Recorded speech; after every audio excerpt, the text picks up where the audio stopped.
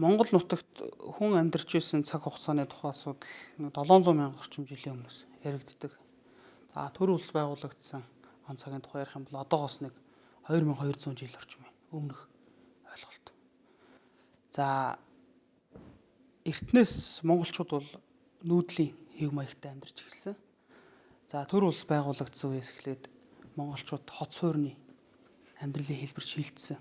Гэхдээ тухайн үед ямар онцлог байсан бэ гэхээр монголчуудын суурьшиж байсан хот суурийн хэвчлэн бэлэгдлийн шин чанартай, тэрийн засаг захиргааны агуулгатай хэсэг бүлэг нутгийн төв хэсэгт байрлаад засаг захиргааны үйл ажиллагаа эрхлэх зорилготой байхаас биш бусад дэлхийн улс орнуудад байдаг шиг аж ахуйн зориулалттай байж чадаагүй. Энэ нь эргээд нүүдлийн хэв маягтай л холбоотой. За тэнд зарим газруудад газар тариалан хөгжиж исэн, гар урлал хөгжсөн жишээ байдаг боловч энэ нь Аз болон Европын аль ч хэсгүүдэд байдаг хотуудынхтай ижил төстэй биш. Эрт үед авж исэн судалгаа мэдрээ материалууд дээрээс ингээ хараад ахаар тухайн үеийн хот суурингууд төв хэсэгтээ төв барилгыг байрлуулаад түүний гадна хэрэм хашаа. За ингээд гадна талаар нь болохоор гэрүүдийг барьсан байдалтайгаар дүрслэгддэг. Энэ нь 13 дугаар зууны хүртэлх үеийн хотын ерөнхий хэлбэр байсан гэдгийг олон талын судалгаанууд баталдаг. За ингээд монголчуудын хувьд түүхэн томоохон эргэлт хийсэн үе нь болохоор 13 дугаар зуун байж 13 дугаар зуунаас хойш монголчуудын хувьд 1220-д оноос эхлээд хар хоригтыг байгуулсан. За хар хорин хот бол тухайн үедээ нийгэм эдийн засаг болон арилжааны томоохон төв байж чадсан. Энэ өмнөх үеийн хотуудаас гол ялгаатай зүйл нь тухайн үед хар хорин хотод Аз Европыг холбосон томоохон худалдааны замын сүлжээн дээр байрладаг юм цэг байж дээрээс нь дэлхийн олон шашин соёлтой ард түмнүүд хоорондоо нэгэн зэрэг ив ийтэй амьдарч болж ирснээр онцлог. За гисэн хэдий ч хар хорин хотын иргэн тойронд өмнөх төр улсууд үед байсан уламжилт хэлбэр оршсоор л байсан. Монголын эзэнт гүрний байлдан дагуул 13 дугаар зуунаас хойш идэвхтэй нэг 15 дугаар зуун, 16 дугаар зууны ихэнх үе хүртэл өрөөлж исэн байдаг. Энэ хооронд дэлхийн дахины архитектурт хэрхэн нөлөөлсөн бэ гэхээр тухайн үед өөрсдийнхөө эзэмшилд дор байсан газар нутгуудад томоохон хэмжээний соёлын солилцоо хийх, эдийн засгийн арилжааны аймаг эрхлүүлэх тийм таатай боломжийг үүсгэж өгснөөрөө архитектур хурдан бие биенээсээ хамааралтайгаар хөгжих боломжийг бий болгож өгсөн гэж үзэж болно. Энэний дараах түүхэн томоохон өөрчлөлт 15 дугаар зууны сүүл 16 дугаар зууны ихэнх үед тохиолдсон.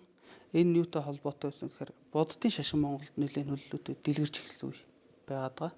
Буддын шашин дэлгэрч эхэлснээр эргээд монголчууд өөрсдийнхөө бүтээсэн тэр ертөнцийн олон дэвшилтэт соёлтой хотодсон ард түмнүүдээс хотын амьдрал тохирох барилга байгууламжийн хэлбэрийг өөрөмсүүлж авсан.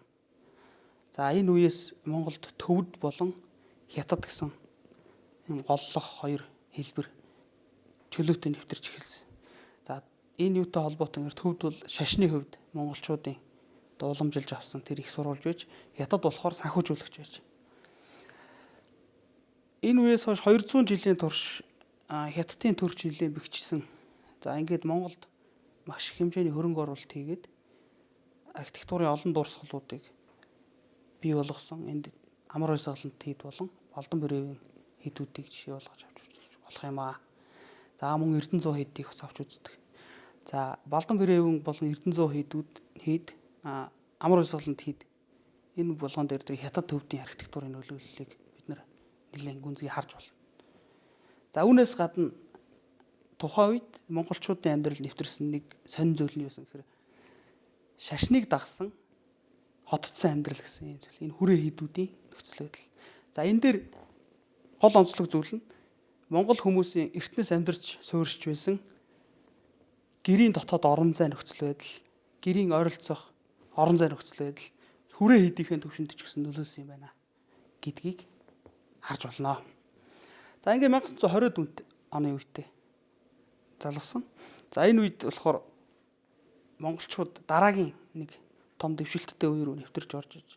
За энэ дотор бид нар хар бараан талаас нь авч үзэх юм бол 1937 оны хэлмэгдүүлэлтийг ярьж байна.